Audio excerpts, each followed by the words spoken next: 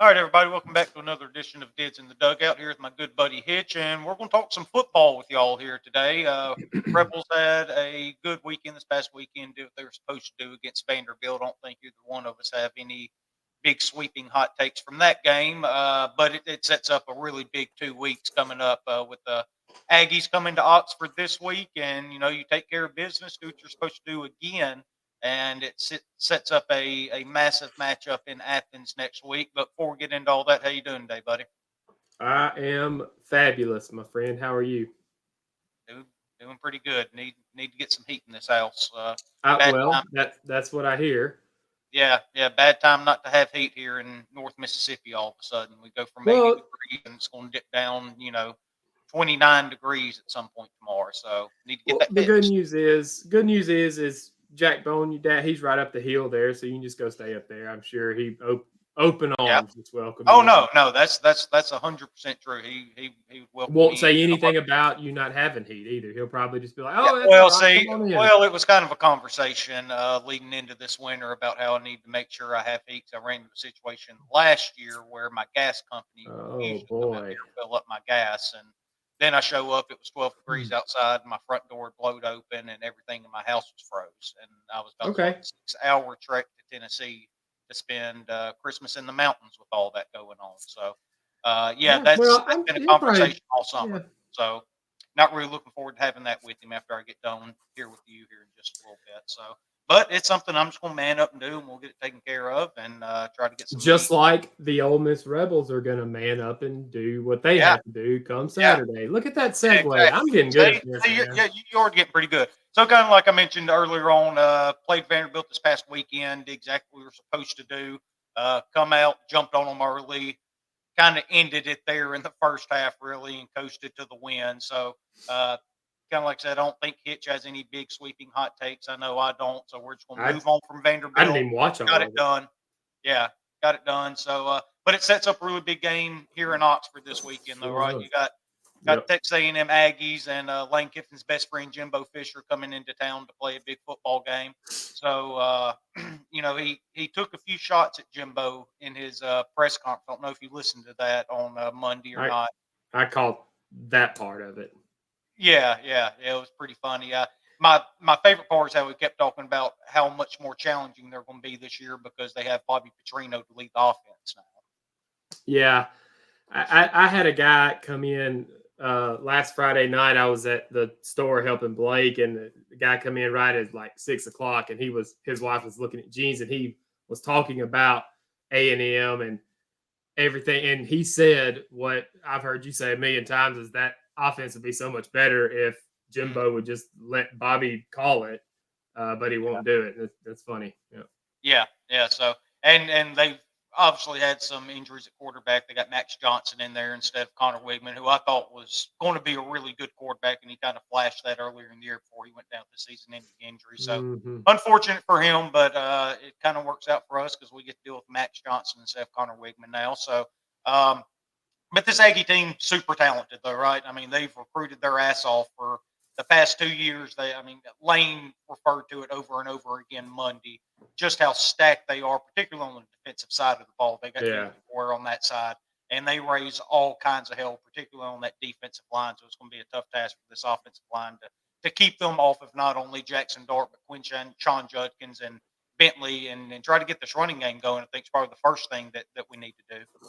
Yeah, when I was a little shocked looking at the numbers when I plugged them in the old spreadsheet here, and Mm-hmm. kind of gave me an idea of what I would look at if I were, capping this game or whatever.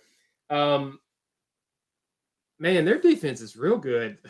Yeah, it's I've really good. watched I've watched them a couple of times this year, and I don't remember their defense being this good. And what really jumps out at me is the stuff number and the havoc number on both sides. Yeah. A&M is tops in the nation. Ole Miss is bottom.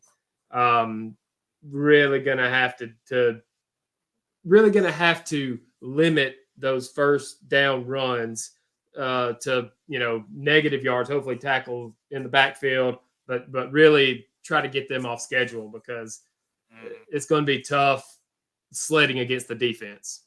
Yeah, and I think this is where Lane kind of thrives a little bit too, right? He's going to scheme stuff up to help his offensive line out because he knows what he's Mm-hmm. going up against on the other side of the ball right there. And you saw it particularly with a little bit with Alabama what they were trying to do. It didn't work, but trying to get outside the tackles, trying to get away from that middle push that is so good on their defense and try to be able to get around it. And then against LSU, he did the same thing because as bad as LSU's defense has been this year, they still have dudes up front, and you had to scheme Yeah. around that, and he did a really good job of that.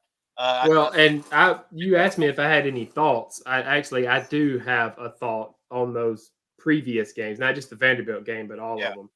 After the Alabama game, what an answer by Lane Kiffin and this football team to come out and win the next 4 games, right? What, 2 of them going into this season, we would think, yeah, we're absolutely, we probably should win those. 2 of yeah, those probably a little bit harder. But I mean, we went in, we won those 4 games, and we established the run game. 4 has gotten going these past yeah. couple of weeks, and I'm hoping some of that momentum rolls in to this Texas A&M game. Yeah. It's kind of funny. I was looking at some of Quinshon Judkins' stats in particular earlier today, and there's kind of this narrative that he's had a down year because of how poorly he started earlier in the year, and he's still, I think, 4th in the SEC in rushing yards right now, and he Oh leads wow! the entire conference in forced broken tackles at 40. So he's still doing his thing right now, right? I mean, he's still showing Right. down. He's shifty when he gets into the hole.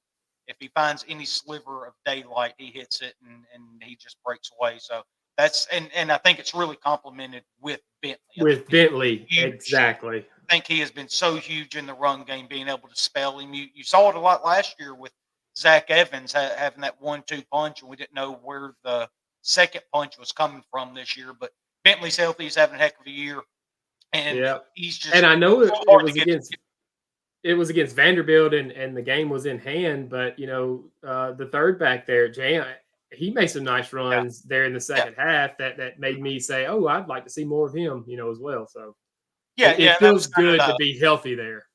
yeah, and that was kind of the idea of bringing him in too, right? To have that third Mhm. back if Bentley wasn't able to get back to his prior production that he had at SMU before he got to Oxford. But obviously, he's been incredible for us, and then just having that extra insurance policy, if you will, of James Griffin behind him, who had a good Mhm. career at Oregon State before he got here. So, and pre-scoring's been huge for us, right? I mean, not only in the pass catching, but he's been huge run blocking. I mean, as soon Yeah. as he got healthy, that's when we kind of started taking off from a running game standpoint. Yeah, exactly. I said, kind of established the running game, and what was the game right after Alabama? Why can't I remember that game? LSU, LSU, LSU. yeah, Uh, there, and that was what Prescorn's first game back, and so yeah. that's not Yeah, a coincidence. yeah. He came back against Alabama, but you tell he wasn't quite 100%. Right. wasn't you know ready to go. He's getting back in the swing of things. But ever since that LSU game, he's been incredible for us. And catching the ball downfield, Hudson Wolf was back last week against Vanderbilt. Another depth piece there at tight end. I mean, he was number 2 tight end in the country coming out of high school. He just had so many injuries. That would be Mhm. a big shot in the arm from a depth standpoint on this offense if he could get back healthy. And it seems like he may be there for us this week as well. So that's obviously really big for us. Kind of talking about this A&M team a little bit though. They're 5-3, 3-2 in the conference. They've lost to Miami, Alabama, and at Tennessee so far this year. Yeah. So Max Johnson's averaging roughly 230 passing yards a game, 8 touchdowns, and 4 interceptions. But when you look at it, he's played 2 games against AP top 25 teams, and Ole Miss obviously coming in at number 11 this week, and it being on the road.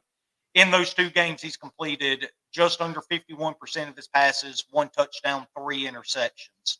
His one Mhm. road game was at Tennessee, and he completed 47%, no touchdown, 2 interceptions. So he's really struggled against the better competition so far this year. Well, and I watched the Arkansas game, and I referenced it on another something else we were talking about, and that he should have had a worse game in that game than he did Mhm. because he threw 2 balls that probably should have gone the other way for touchdowns.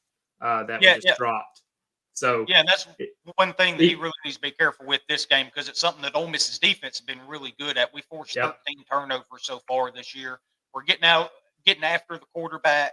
We're second in the SEC in sacks, oddly enough, behind Texas A&M. We've already referenced how unbelievable their front is and how much havoc they can bring to the table. But we force a lot of turnovers, 13. Texas A&M's only forced 7, and we don't turn it over a lot on top of that either. So I don't think that's going to be an issue for us when you take both those into account. But Max Johnson's got to be really careful, or we're going to pick off 1 or 2 of these passes, and then you let the vault get rocking for as big a game as this is. What's looming next week in the fans' minds, I know the players probably aren't thinking about. That place could get wild fast. Yeah, I'm just looking at CFBstats.com, and Max Johnson is the 90th ranked quarterback out of the top 100. Yeah, he hasn't been very good. It's one thing that Petrino hasn't done a real good job of is putting him in positions to succeed. Now, one thing they can do, they can run the ball. They've got 2 backs averaging over 5 yards a carry. Their leading rusher, Le'Veon Moss, has 387 yards, averaging right at 5 yards a carry, 3 touchdowns, and their backup, Amari Daniels, is second with 355. He's averaging 5.4. Wouldn't be surprised if maybe they come in and try to pound us a little bit and get the running game going, take some pressure off Max Johnson, and let him kind of make plays that are just there if they can get the running game going. So if I were the Ole Miss defense, I think that's where I would focus on first, is trying to stop the running game out of the gate. Yeah, and I mean, looking at our numbers, we've got a defensive success rate of ranks 41st in the country, and we're pretty good against the run. I mean, we're giving up, almost 3.5 yards a carry, which is almost sneaks in the top 25. So yeah, I mean, it's good. I think that hearing what you said, processing that, I think advantage Ole Miss, even though they have those 2 backs, because we've gone up against. It's not like we've played, Tulane every week, right? We've gone up against some guys that put up some points and some rushing numbers. So I feel like that number, that 3.5 yards, less than 3.5 yards per carry, is a solid number that we've got enough data that says that's good. Advantage Ole Miss here. Let's go. Yeah, and something else I think works in our favor too. It came out. It was a stat I saw sometime last week. I can't remember who put it out. Ole Miss leads the entire SEC in rushing yards before contact. So we get to the runner faster than any team in the entire SEC. Now, the downside to that is we give up like the 10th or 11th most yards after contact. When we're there, we don't always make the play. But Pete Golden has these guys in the right position. He knows what's coming. He gets them there, and the guys are there to make plays. And I feel like we've gotten better tackling over the last few weeks too, as Golden's been able to work with this defense. Him and Joyner's done an incredible job with that defensive line too. But they plug all the holes. They get guys there, and when we get there, we need to make the tackles. And as long as we do that, I think we're set up for a lot of success on defense this week. Yeah, that's the one number that I can't find anywhere is missed tackles. In a form that I can look at it and see, I see it in articles and things like that. Rankings. I'm talking about for my own stuff, but that is a number I'm very interested in because it's an important one and one that historically we've been bad at. But this year it really does feel like we are tackling better. Even though, like you said, we get to them in the backfield, they may bounce off and we're 11th or 12th in the SEC yards after contact. We are wrapping up and tackling better, which is a blessing. Thank God.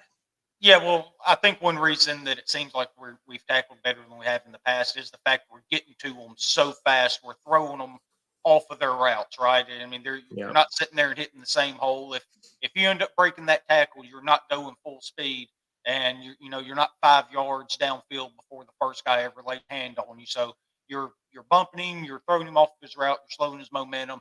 That allows guys to gang tackling. That allows guys to get there, multiple guys get on them.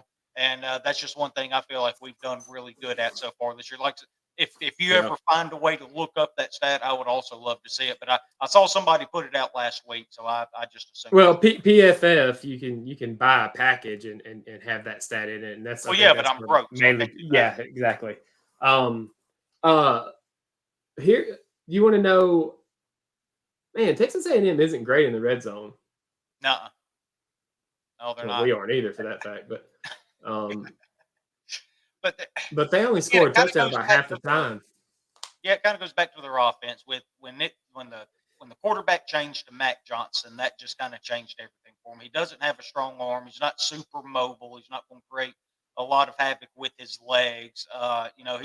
He's going to want to sit back there, let routes develop, and then hit a guy in stride timing. But it's not going to be too far downfield on top of that either. So I think it shrinks the field a good bit.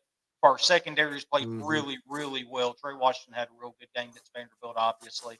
And it allows these pass rushers to kind of pin their ears back a little bit when you get them in a surefire passing down. That's one thing we've been really good at. Like I said, we're second in the SEC in sacks so far this year with 30. Jared Ivey's had a really, really good year for us bouncing inside and out there. Here is what we are not good at, and we haven't been, I know, for a while anyway. Third down, both sides of the ball. Yeah. Right, stopping third down and getting third downs, or converting third downs. I think that is going to be a key as well, because looking at these numbers, I mean, A&M, they're kind of polar opposite of us. They're middle of the pack getting third downs and pretty good at stopping. So that'll be a key, I think, is third down conversions. We'll keep an eye on that, and hopefully, like you said, Lane does a great job of game planning around things like this. And so hopefully that's what we've been hearing in practice, and we come out, we take care of business. I've got Ole Miss 28, Texas A&M 23.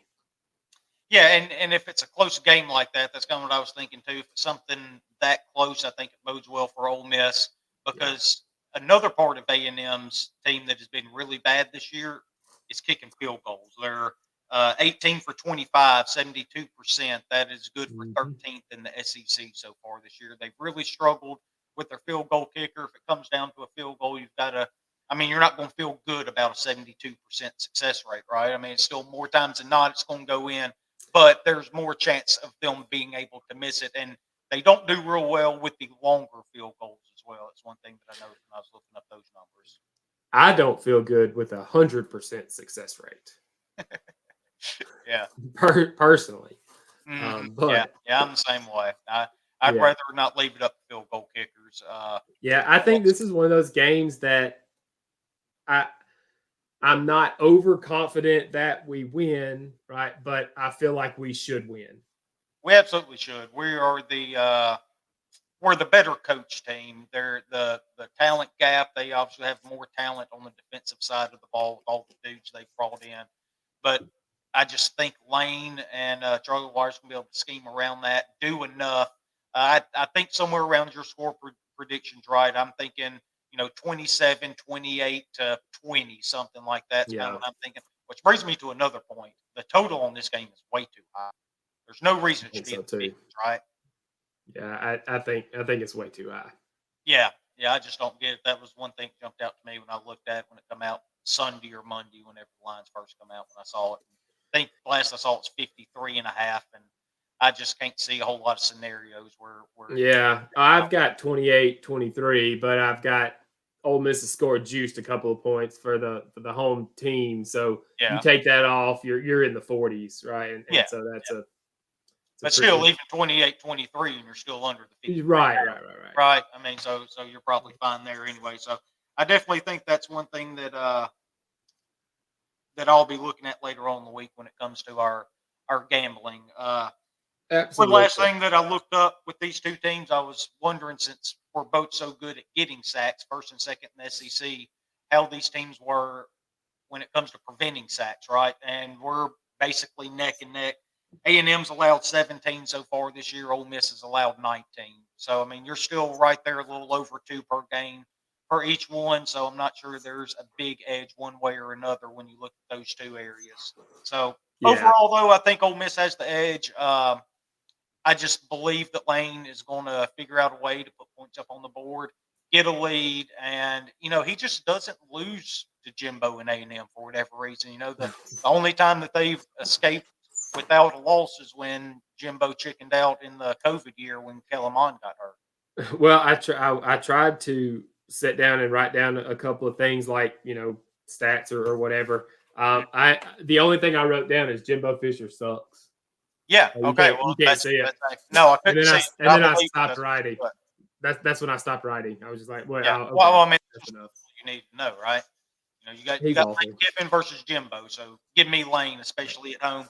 And if the game goes like we think and hope it is, then hopefully me and Hitch will be back here next week talking to y'all about a absolutely massive game going on in Athens, Georgia next week. But one thing at a time, let's get through this one. So before we get out here, just kind of run through this SEC schedule for the weekend real quick. If you have any thoughts on any of them, anything you're looking for in any of them. Before you do that, I have no idea who plays who this week. I haven't even looked at it. So this is going to be fun. Yeah. Well, you're about to find out because I got matchup times, everything. So I hadn't even thought about it. So here we go. Yeah. So it's all going to be off the top of your head. Obviously, Ole Miss A&M at 11 o'clock on ESPN. Just talked about that one. There's 4 11 o'clock games this week, which is kind of wild. But there's one in particular I'm really excited about. It's the last 11 o'clock game I'm going to mention. But you got UConn at Tennessee, 11 o'clock on SEC Network. Not much there. Arkansas at Florida, 11 o'clock on ESPN2. I think that could be an interesting game from the standpoint of Sam Pittman kind of coaching for his job a little bit right now. They changed the offensive coordinator during the bye week. Florida's playing pretty good, though, right? I mean, they've kind of turned it around since I know it happened against Georgia last week, but it kind of seems to be what Georgia does. They bow up anytime anybody seems to have any sort of momentum whatsoever. Florida not flying under the radar, but like nobody is talking about them one way or the other. No, I just think they're a sneaky improved team, right? Oh yeah, I think so too.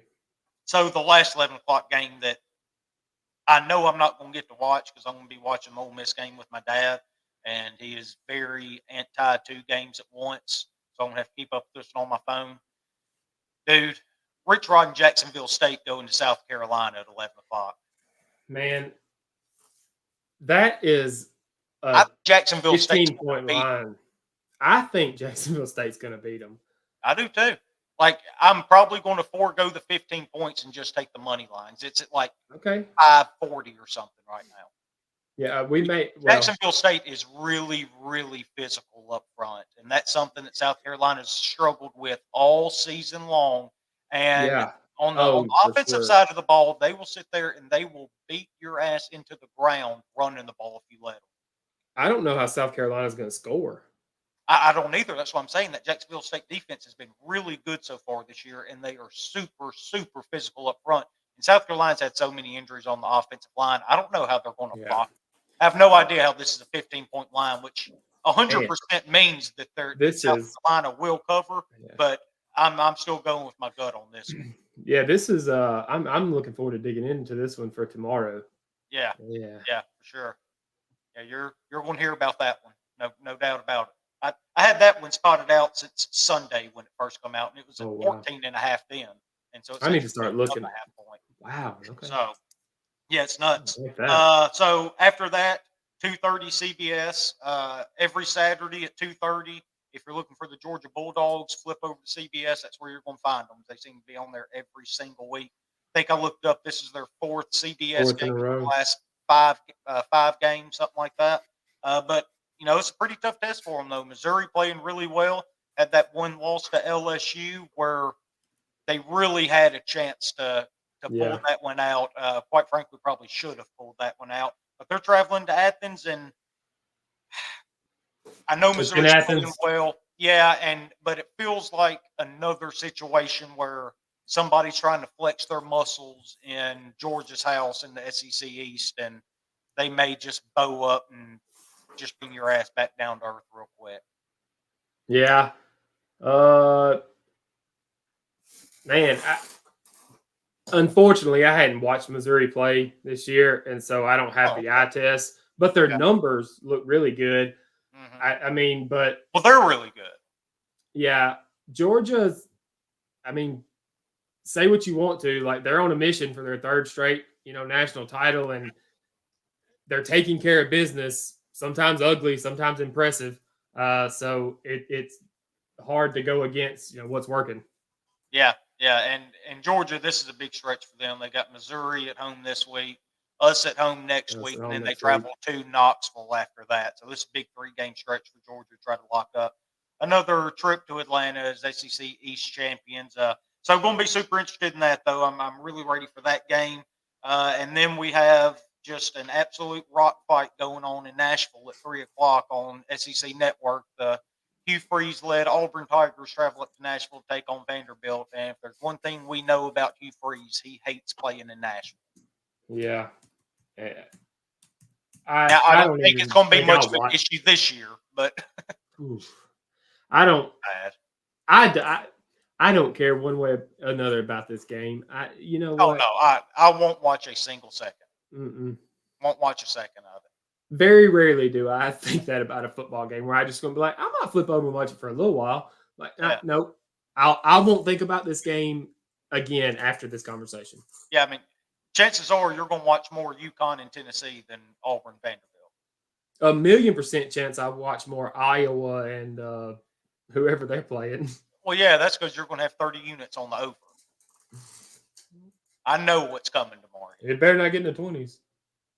It's already in the 20s. It's 29. It's 31. It's 31. Oh, they done bet it back up. Poor thing.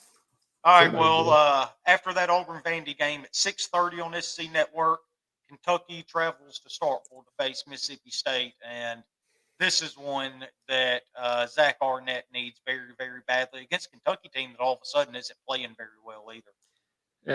Well, Devin Leary really hasn't been the answer that he was supposed to be. No, he hadn't panned out.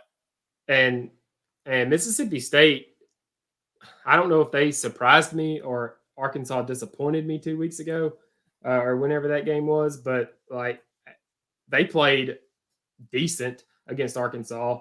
They didn't against LSU, and that's the 2 games I've seen them play this year. So it feels like a game Kentucky should go in and win, but I know that East-West is kind of like our East-West with Vanderbilt. That's their rivalry. So I don't know if something funky happens. I spend enough damn time down there in Starkville. I should know if something funky happens in it, but I don't know. So I think Kentucky wins this game pretty easily. Who knows? I would think so too, but again, they haven't been playing particularly well, but Lord, neither is Mississippi State. So it's probably just going to be another dog game and one that Arnett really, really needs to win. But then we get to finish off our night with an incredible game. 6:45 on CBS. The LSU Tigers travel to Tuscaloosa to play Alabama. And quite frankly, one the Rebels really need LSU to win. I was just fixing to say this is a game that is as big or bigger than our next 2 games, right? Like, right. Mm-hmm. Because if LSU doesn't win this game, our game doesn't matter. Well, I mean, ours only matters from the standpoint of trying to position yourself to go 11-1 and hope for complete and total chaos in the college football world, to where an 11-1 SEC team with 1 road loss to Alabama is good enough to sneak in to a 4-team playoff, even though you didn't play for your conference championship. That's the importance of it. That and going to a New Year's Six bowl, obviously getting to one of those access bowls is a pretty big deal. I feel like, big momentum for the program. But again, none of that matters unless we take care of business at 11:00. But this LSU Alabama game, I think it's going to be super fun to watch. Not a whole lot of teams been able to stop LSU so far this year, so that's going to be a huge challenge. Now they can't stop anybody either. I don't know what this over/under is, but I imagine it's too low if I had to guess. Yeah, I was just looking at whenever anybody's playing Alabama, the first thing I look at is their defensive back, that defensive backfield, because I mean that's what Milroe likes to do. And man, LSU it's one thing he's good at. LSU's bad in the back end, real bad on the back end. But hey, maybe he makes a one throw mistake. Gilroy can make. It's the one throw he can make is the deep ball. Yep. But LSU scored on everybody, so it'll be interesting to see if they can give Jalen Daniels enough time to get the ball downfield and get it to Neighbors and the other guys, and try to keep this thing close and see if they have a shot at the end. That's really all you can ask for when you go into Tuscaloosa, get into the fourth quarter with a chance to win the game, and hopefully you make more plays than they do at the end to pull that thing out. And that's certainly what all of us Rebel fans are hoping for, to kind of keep the dream of this season alive. We can only control what we can control, but we'd like a little bit of help if we can get it, I think. 1,000,000%. Yeah. A billion%. Yeah. And too, one thing that is always dangerous in these types of situations is looking past Texas A&M, because they're not as good as they have been to Georgia. And I bring that up because I was looking at Twitter today, or X, whatever, and I saw, maybe it was an interview with Jaden Ivey. I don't know what it was, but a lot of tweets from him. And one of the things he said in that was, no, we can't look past Texas A&M. Texas A&M is on our practice books. Texas A&M is on our, practice itinerary, right? Like he said, no, we are focused on Texas A&M. We'll focus on Georgia next week. So that was, right. A welcome thing to hear. And I think that's one thing that Lane's been a lot better at this year, is not looking ahead to certain games either, right? They seem to be pretty locked in, really seem to be taking a hold of that pro mindset. So I think you're absolutely right. They're going to be dialed in. You can't look past this A&M team. If you do, you're going to end up getting your ass kicked at 11 o'clock in front of the entire nation on ESPN in your own home, because they are good enough to do that to you. So they got to be prepared. They got to be focused. They got to execute, do what they need to do. Everybody needs to do their jobs, take care of this, and then we can come back here next week and pump everybody up for that game in Athens, and tell everybody all of the ways Ole Miss is going to go in there and win, and how it's not a doubt in our mind. And because I'm sure that's exactly how it's going to end up going if we end up pulling this thing out Saturday, because I'm going to be fired up at that point. Let us mess around and go up 14-0 in the first quarter, right? Yeah. I'll start talking about it then. I'll start right then. I'll start talking about it like, all right, next week, here we come, and then I have to back down and reel it back when it's 14-10 at halftime and stop live betting once I can't start crawling back in it, right? I can't stop. I can't I know. stop. The fingers never stop, man. So here we go. All right, man. I'm looking forward to it. Yeah, me too. But I appreciate you doing this with me here today, doing a little preview, something we haven't done so far this year. I don't think we have, at least, have we? For Alabama, we did. Yeah, that's right. For Alabama, we did. So this is the second one. So I hope y'all enjoyed that, and we'll be back next week, hopefully, to do one for Georgia. And Hitch, I'll see you tomorrow, joined by Chad Flowers. We'll be doing our gambling show to be released. That's a heck of a race between you and him right now. It's only a two-man competition. I gracefully bowed out a couple weeks ago. So, there was a lot of mistakes made on one particular end, for sure. Oh, yeah. I was talking about me, but yeah. Oh, no, I was talking about me. I kept betting. But, maybe we can right the ship a little bit. We'll see you tomorrow, and we'll go through all of the lines we're going to do, and I'm sure we'll be talking to you a lot on Saturday during this game. All righty. Talk to you later, bud. See you, buddy. See you.